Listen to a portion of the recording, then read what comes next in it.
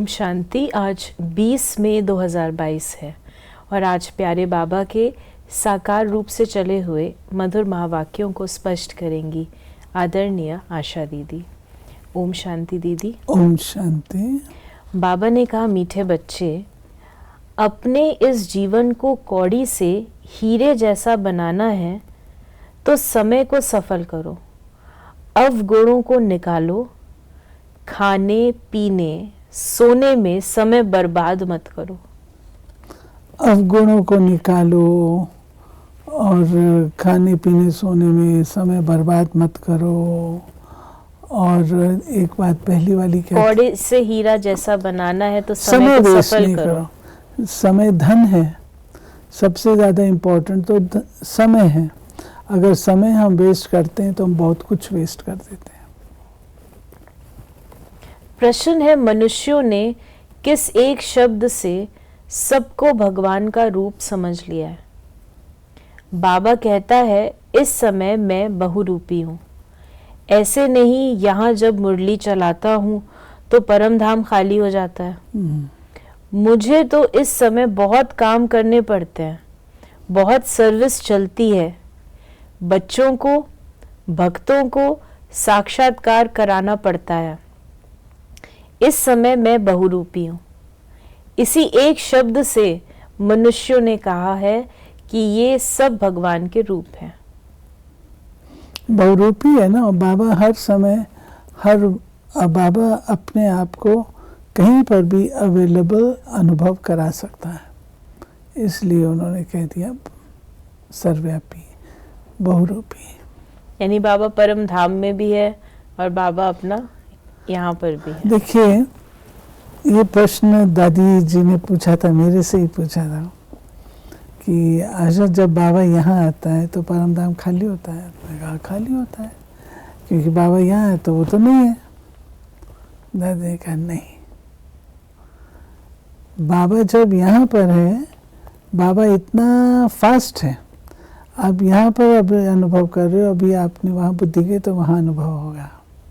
इतना फास्ट है वो। जैसे मिसाल है, बिजली होती है, उसमें पॉजिटिव नेगेटिव कंटिन्यूस सर्कल चल रहा है। हर पल, फ्रैक्शन ऑफ ए सेकंड में बिजली बंद भी हो रही है और जग भी रही है, दोनों काम हो रहे हैं, लेकिन हमें निरंतर जगी हुई नजर आती है।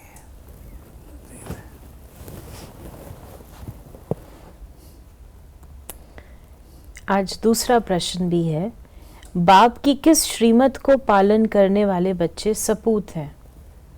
बाबा कहते, बच्चे कभी भी डिससर्विस न करो। टाइम बहुत वैल्यूबल है, इसे सोने में न गवाओ। कम से कम 8 घंटा मेरे खातिर दो। ये श्रीमत पालन करने वाले सपूत हैं। आज बाबा ने 2 बार हमारा अटेंशन सोने पर खिंचवाया।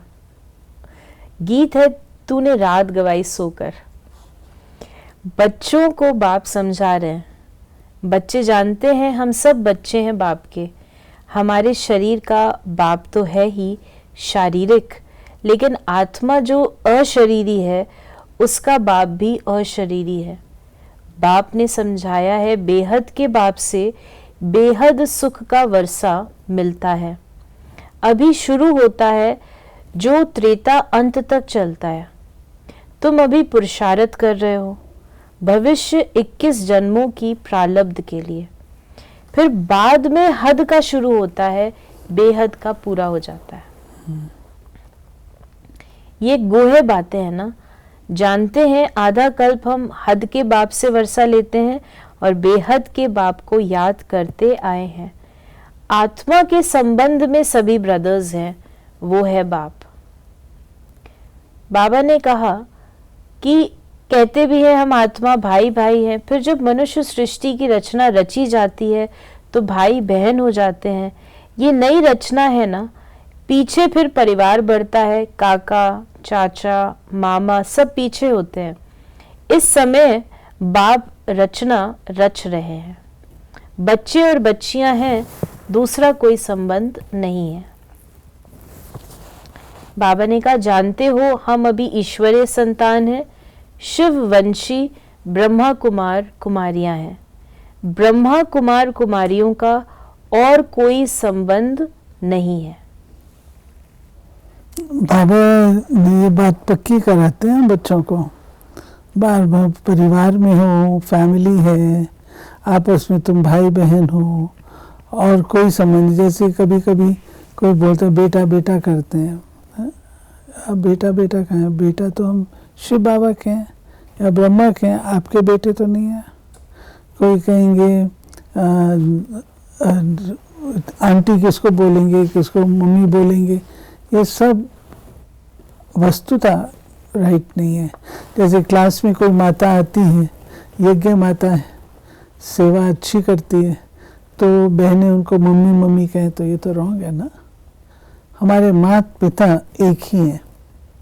माता जी तो कह सकते हैं ना, वो जरूर तो फजीलत है माता जी कहना। बाकी वो हम उनको कहें कि आप मम्मी हो, हमारी मम्मी, और वो भी कहे जो बच्ची हो, बेटी बेटी करे, माँ कह देते हैं, माँ की तरह। क्यों माँ है? माँ तो बाबा है ना, ब्रह्मा।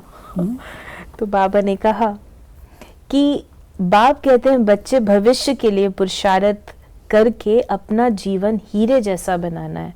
सारा दिन सिर्फ खाना पीना, रात को सोना और बाप को याद न करना, इससे कोई हीरे जैसा जन्म नहीं मिलेगा। बाप कहते हैं शरीर निर्वाह अर्थ कर्म करते, गृहस्थ व्यवहार में रहते, कमल फूल समान बनना है। समझते हैं हम कौड़ी से हीरे जैसा, अर्थात मनुष्य से देवता बन रहे हैं। मनुष्यों में तो बहुत अवगुण है, देवताओं में गुण होते हैं, तब तो मनुष्य देवताओं के आगे जाकर अपने अवगुण बताते हैं। खुद के लिए कहते हैं हम नीच कपटी पापी हैं, और देवताओं की महिमा करते हैं। अभी जो तुम सुनते हो ये फिर प्राय लोप हो जाएगा। अभी तुम जानते हो हम आसुरी गुण वाले मनुष्य से दैवी गुण धारण कर बाप द्वारा देवता बन रहे हैं। पापों का बोझा जो सिर पर है वो बाप की याद से हम भस्म करते हैं। बाबा ने कहा समझदार और बेसमझ ये भी एक नाटक बना हुआ है। अभी तुम कितने समझदार बन रहे हो, सारे सृष्टि चक्र को जानते हो। हिस्ट्री ज्योग्राफी को जानना ये भी समझ है ना। अगर नहीं जानते हैं तो उनको बेसमझ कहेंगे ना। नेचुरल है। अगर ड्रामा के आप एक्टर्स हैं और ड्रामा में आप रोल प्ले कर रहे हैं और आपको हम जानते ही नहीं है, तो वो तो फिर ठीक बात नहीं है ना। बाबा ने कहा सभी धर्म वाले उनको ही पुकारते हैं, हे परम पिता परमात्मा व हे प्रभु। ऐसे कोई नहीं होगा जो परमात्मा को याद नहीं करता हो। सभी धर्म वालों का बाप एक ही है, सभी एक को सभी याद करते हैं। बाप से वर्षा पाने के सभी हकदार हैं। वर्षे पर भी समझाना पड़े, बाप कौन सा वर्षा देते हैं? मुक्ति और जीवन मुक्ति। यहाँ तो सब जीवन बंद है। बाप आकर सबको रावण के बंधन से छुड़ाते हैं। इस समय कोई भी जीवन मुक्त है नहीं, क्योंकि रावण राज्य है, देह अभिमानी है। फिर बाबा ने कहा रावण राज्य है, देह अभिमान है, इसलिए कोई भी जीवन मुक्त नहीं हो सकता।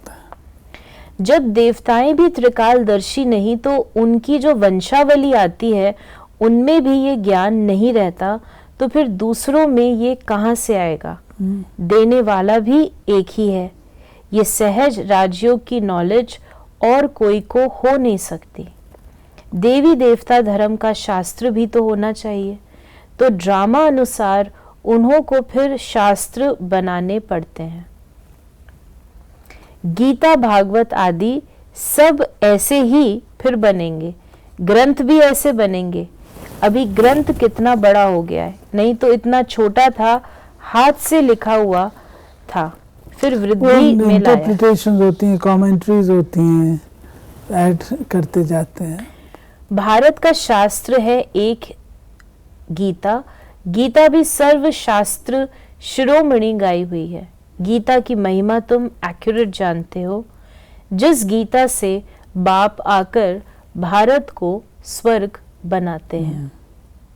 बाबा ने गीता सुनाई, वो बाद में लिपिबद्ध हुई, ये गीता उठा करके नहीं सुनाई।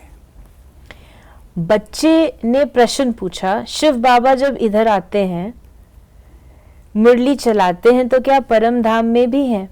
बाबा कहते हैं, इस समय तो हमको बहुत काम करने पड़ते हैं, बहुत सर्विस चलती है, कितने बच्चों को, भक्तों आदि को साक्षात्कार भी कराता हूँ। इस समय मैं बहुरूपी हूँ। बहुरूपी अक्षर से भी मनुष्यों ने समझा सब रूप उनके हैं। माया उल्टा लटका देती है, फिर बाप सुलटा बनाते हैं। तुम्हारी बुद्धि है मुक्ति धाम तरफ। ऐसा कोई मनुष्य पुरुषार्थ करा न सके जो तुमको बाप करा रहे हैं। अब अपना बुद्धि योग वहां लगाओ, जीते जी इस शरीर को भूलते जाओ। फिर बाबा ने कहा कि बाबा कहते, मीठे बच्चे, ये टाइम बहुत वैल्यूबल है। भविष्य 21 जन्मों के लिए तुम कमाई करते हो। तुम जानते हो हमको विश्व की बादशाही मिलती है, कितनी भारी कमाई है, तो उसमें लग जाना चाहिए। फिर बाबा ने हम बच्चों को कहा, तुम बच्चों को कलकत्ते में तो बहुत अच्छी रीति समझाना चाहिए। काली माता का वहां बड़ा मान है। ब्राह्मणों को मछली जरूर खिलाते हैं। बड़े आदमी अपने तालाब बनाकर फिर उसमें मछलियां पालते हैं, तो ब्राह्मणों को भी वो खिलाते हैं। अभी तुम पक्के वैष्णव बने हो। उसको कलकत्ता में ये जो मछली की बात है, इसको सुहाग की निशानी बोलते हैं और जल तोरी कहते हैं। जल तोरी तो हर एक को मछली खानी ही है। ये बहुत बड़ा एक आया करता था परीक्षा का, क्योंकि कलकत्ता में बंगाली सारे रहते हैं और बंगालीज मछली ना खाए होता नहीं है, मछली खानी है उनको। तो ये बहुत बड़ी परीक्षा होती थी। अब तो सब ठीक हो गया। शुरू में कई गरीब बच्चे कहते, हम 8 आना देते, मकान में ईंट लगा दो। हम जानते हैं यहाँ से मनुष्य एवर हेल्दी बनेंगे, यहाँ तो ढेर आएंगे। क्यों ऐसी लगेगी जो कब नहीं देखी होगी। तो कितनी खुशी रहनी चाहिए, हम क्या से क्या बनते हैं। फिर बाबा ने हम बच्चों को आज वरदान दिया है, अकाल तख्त सो दिल तख्त नशीन बन। स्वराज के नशे में रहने वाले, प्रकृति जीत माया जीत भव। अकाल तख्त नशीन आत्मा सदा रूहानी नशे में रहती है। जैसे राजा बिना नशे के राज्य नहीं चला सकता, ऐसे आत्मा यदि स्वराज्य के नशे में नहीं तो कर्म इंद्रियों रूपी प्रजा पर राज्य नहीं कर सकती।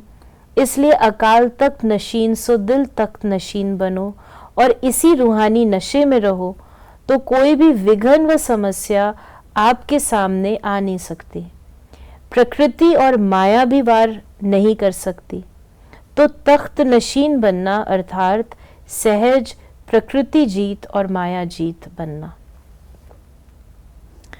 और बाबा ने आज हम बच्चों को स्लोगन दिया, संकल्पों की सिद्धि प्राप्त करनी है तो आत्म शक्ति की उड़ान भरते रहो। राइट। तो ये थे बाबा के आज के मधुर महावाक्यों का स्पष्टीकरण। यदि आपके मन में कोई भी सवाल है तो आप मैसेज करें या व्हाट्सएप मैसेज करें 8826599309 पर। ओम शांति।